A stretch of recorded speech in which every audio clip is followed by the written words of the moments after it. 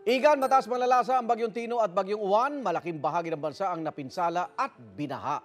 Ang Department of Health, nagbabala po sa waterborne diseases na maaaring makuha mula sa baha. Ano nga ba yung mga sakit na pwede nating makuha sa tubig baha at maruming tubig at paano yan maiiwasan? Yan ang ating ikukonsulta sa UH Clinic! Makasama natin ngayong umaga, DOH ASEC Albert Domingo. ASEC Domingo, magandang umaga po. Magandang umaga, Igan. Susan, magandang umaga sa lahat ng mga nakikinig at nanonood sa atin dito ngayon. Ito nga, matinding pagbaha naranasan. Yung iba, baha pa rin hanggang ngayon. Yung mga kababayan natin, nagdurusa. Pwede bang dagdag pasakit kung ano yung mga makukuhang waterborne disease dyan po sa mga baha na yan? Siyempre, unang-una, leptospirosis. Yes. Ano pa ho, ASEC? Opo, yan yung kasama dun sa ating sinasabi na WILD, W-I-L-D. Ang W is yung waterborne diseases, yung mga sa ating tubig o kaya sa nagkakaroon ng pagtatae dahil dun sa naiinom na maduming tubig. Yung I, yung influenza-like illnesses, yung malatrangkasong sakit, ubo, sipon at lagnat. Yung L po, yung leptospirosis, walang sintomas yun sa simula, pwedeng lumabas after 2 weeks. Tapos yung D is yung ating dengue. Wild. Wild pala, yan. Oh. Dok, ang dami ko napuntahan mga binahang lugar, yung iba sa mga kababayan natin. Talagang hindi maiiwasan na lulusong sa baha sa kanilang pang-araw-araw na buhay. Yes. Halimbawa, yung kahapon, yung pinuntahan namin sa Binyan, Laguna, wala silang choice. Kung magsuot man sila ng bota, papasukin ng tubig yung bota.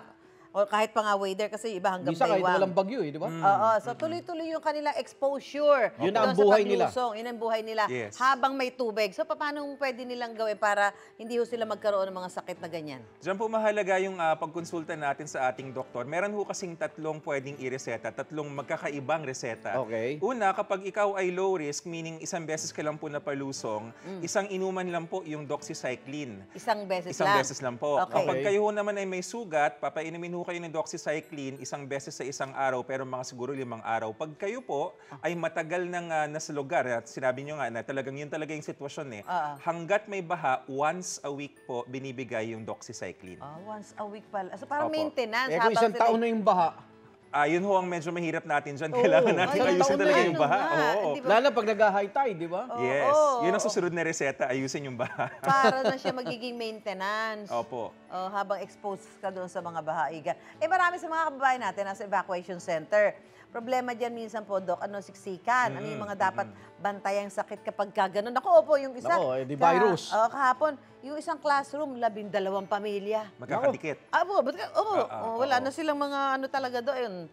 Espasyo para privacy baga. Talagang magkakasama na sila talaga. So yun ang kailangan nating tignan, Ate Susan. Kapag ikaw ay magkakatabi ho yung mga pamilya, yung malatrangkasong sakit, kasi virus yan so kaya may bakterya. Maghugas po ng kamay para hindi natin mapasa yung nakakahawang sakit.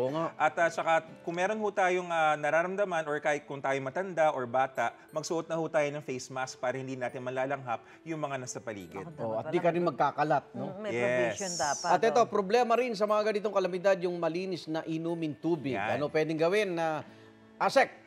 Opo, yung pagdating sa ating tubig, siguraduhin natin na malinis siya, malinaw, walang kulay. Kung may duda ho tayo, pakuluan natin ito ng 2 minuto. Sa mga evacuation center, meron po mga chlorine tablets or chlorine granules sa pinamimigay para po ma-sterilize ba, malinis, mamatay yung mga mikrobyo dun sa tubig bago nyo po inumin. Lalagay mo yon yung chlorine tablet. Ayun. Opo, Kaya magtaka kung may nakaupo sa may kaldero. Bakit? 2 minuto daw diba?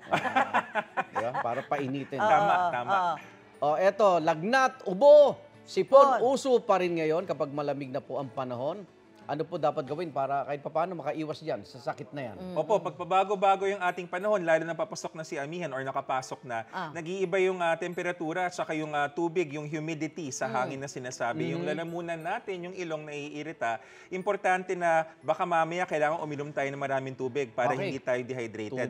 Pero pwede rin hong virus yan. So nakakalito siya, minsan allergy, minsan virus. So mahalaga ho dyan ay laging umiinom ng tubig, lagi tayong natutulog ng buo, yung iba pang mga paalala natin sa kalusugan. Ay, napaka-importante ng tubig sa mga evacuation center, di ba? Yes. Ito pang huli, ASEC, paalala na lang sa mga kababayan natin na nanonood sa atin ngayon para Tama. makaiwas sila sa mga karamdamang maaaring nilang makuha habang sila ay nasa ganung sitwasyon ng baha at nasa mga evacuation center. Ang lahat po ng mga yan ay may iwasan sa 3 bagay. Una, tamang pagkain. Importante ho yung prutas at gulay kasi nandun po yung mga nutrients at vitamins. Hindi kailangan bumili ng supplements. Ikalawa, ehersisyo. Alam po natin na sa evacuation medyo siksikan at maraming tao. Pero kung pwede hong maglakad-lakad sa paligid o kaya kumilos-kilos, 30 minutes per day, 5 days a week para makakaroon tayo ng ehersisyo. And then finally po, disiplina. Wag na hong magyosi, wag na mag-vape at tayo ho ay umiwas na rin dun sa mga matatabang pagkain,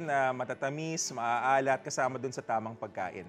Ayan. Naku, ang daming ang daming challenges. Basta Ika palakasin nga. ng ating immune system. Yes. Ay, maraming salamat, Asik Albert Domingo ng DOH. As always, magbabalik pa po ang unang hirit. Salamat po. Salamat, Asek. Wait! Wait, wait, wait!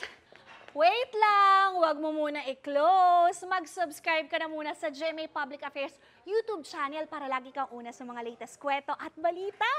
I-follow mo na rin ang official social media pages ng Unang Hirit. Thank you. O sige na,